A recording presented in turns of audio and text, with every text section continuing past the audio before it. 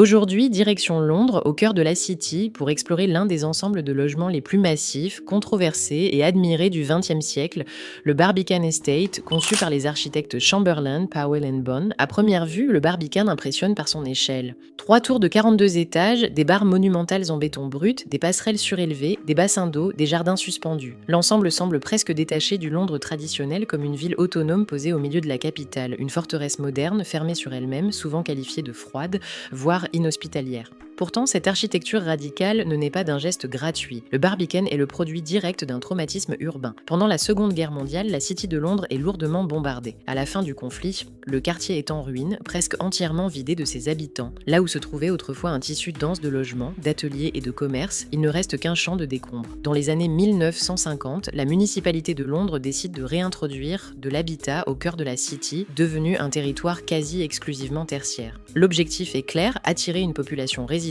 principalement de classe moyenne, et recréer une vie urbaine permanente dans un quartier déserté le soir et le week-end. Le projet confié à Chamberlain, Powell Bonn est ambitieux. Il ne s'agit pas seulement de construire des logements, mais de concevoir un véritable morceau de ville. Le Barbican doit intégrer appartements, équipements culturels, écoles, commerces, espaces verts, tout en protégeant les habitants du trafic automobile environnant. La réponse architecturale est radicale, une séparation stricte des flux.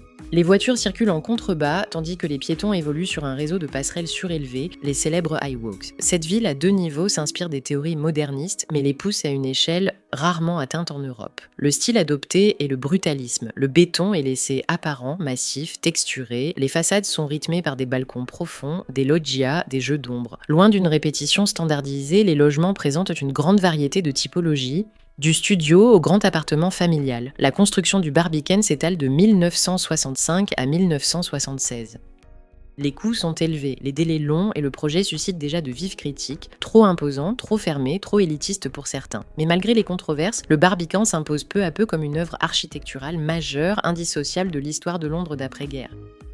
Avec le temps, le Barbican Estate est passé du statut de projet urbain expérimental à celui de quartier résidentiel durablement habité. Et comme souvent, ce sont les habitants qui offrent le regard le plus juste sur l'architecture. L'un des premiers éléments évoqués par les résidents est le sentiment de calme et de protection. Malgré sa localisation centrale, le Barbican est étonnamment silencieux. L'absence quasi totale de voitures en surface, la présence de l'eau et des jardins et l'épaisseur même du béton créent une atmosphère intérieure presque monastique, coupée du tumulte londonien. Les logements sont généralement décrits comme spacieux et lumineux. Les grandes baies vitrées, les balcons filants et les orientations multiples offrent des vues dégagées sur la ville, les jardins ou les bassins. Pour beaucoup d'habitants, cette relation visuelle permanente avec l'extérieur est l'un des grands atouts du lieu.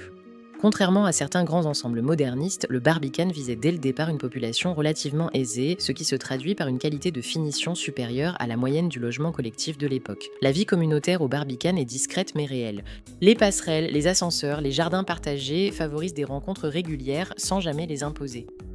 De nombreux habitants évoquent un fort sentiment d'appartenance, renforcé par la singularité du lieu et par une certaine fierté d'y vivre. Mais cette architecture n'est pas exempte de contraintes. Le labyrinthe des circulations peut dérouter visiteurs et nouveaux résidents. L'entretien du béton, des bassins et des infrastructures est coûteux, les charges élevées et la montée des prix immobiliers ont progressivement transformé le Barbican en un quartier très sélectif, loin de l'idéal de mixité sociale initialement affiché.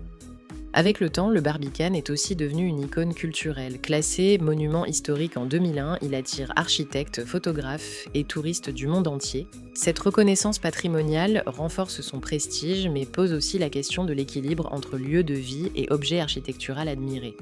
Chamberlain, Powell Bonn ont conçu bien plus qu'un ensemble de logements. Ils ont imaginé une ville intérieure, protégée, dense et complexe, qui continue de fonctionner plus de 50 ans après sa livraison. Le Barbican montre que le logement collectif peut être monumental sans être inhumain, dense sans être oppressant, radical sans être éphémère. Il rappelle aussi que l'architecture ne se juge pas uniquement à sa forme, mais à sa capacité à être habitée, appropriée et aimée dans le temps. Imparfait, controversé, mais toujours vivant, le Barbican Estate reste l'un des manifestes les plus puissants du logement urbain du XXe siècle. Dis-moi en commentaire si tu connaissais et n'hésite pas à t'abonner pour ta dose d'architecture quotidienne.